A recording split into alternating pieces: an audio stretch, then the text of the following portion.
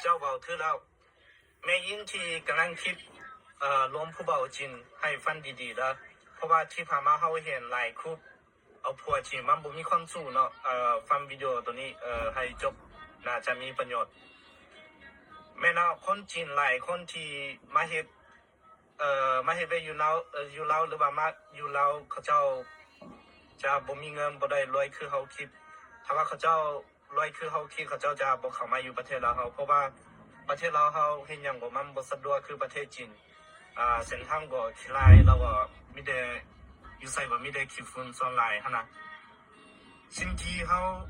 เว้าไปแม่นมันบ่ได้หมายถึงหมดทุกคนได้เฮาหมายถึงบางคนหรือว่าส่วนหลายเนาะ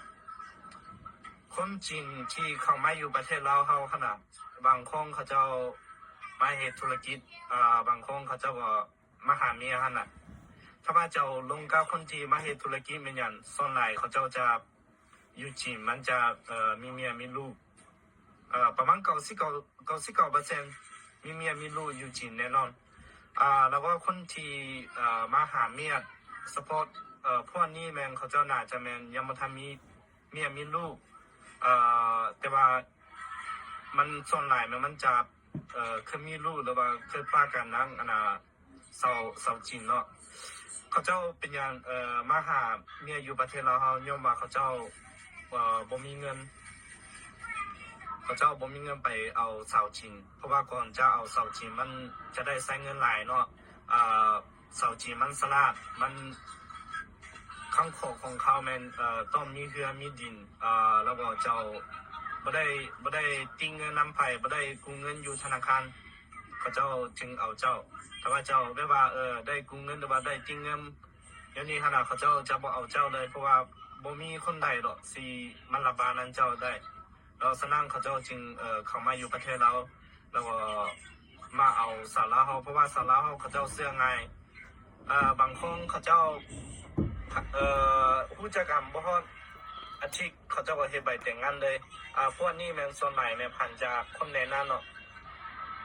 คงขึ้นเดี๋ยวนี้ขนาดเจ้าจะบ่มีความสุขก่อนจะเอาคนจริงขนาดเจ้าต้องรู้ว่าคนจริงผู้นี้แม่นเรามีทรัพย์สินอย่างใดมีเรือมีรถบ่เราอยู่ในเมืองบ่หรือว่าอยู่บ้านนอกเป็นตายอยู่บ่เราต้องรู้หน่อยนี่เราก็ได้กู้เงินนั้นธนาคารบ่ได้จิ้งเงินไผได้นั่นนี่เพราะว่าหยังอยู่จริงถ้าถ้าว่าเจ้าได้จิ้นหนีไผเราก็ถ้าเจ้าบ่ใจตันสัญญาขนาดเขาเจ้าจะจี้บัญชีดังให้เจ้าถ้าว่าจี้บัญชีดังเจ้าจะบ่สามารถขี่รถไฟบ่สามารถขี่ย้อนเราก็บ่สามารถไปโซเวียตบ่อื่นเราก็ยังออกไปจากต่างประเทศก็มันจะบ่ได้เราก็ยังมีหลายอย่างที่เฮาบ่สามารถเฮ็ดได้ถ้าสมมุติว่าคนที่ทิ้งเงินเสียชีวิตว่าซั่นให้ลูกหลานหรือว่าครอบครัวต้องใส่คืนบ่ใส่คืนบ่ได้ฉะนั้นก่อนจะล้มผู้เบาจริงเขาต้องรู้พวกนี้สิ่งที่เขาบอกไปหั่นนะรู้หมดเราค่อยตัดสินใจไปอยู่นั้นเขาเพราะว่าชีวิตมีแต่ครั้งเดียวแน่นหน้าอก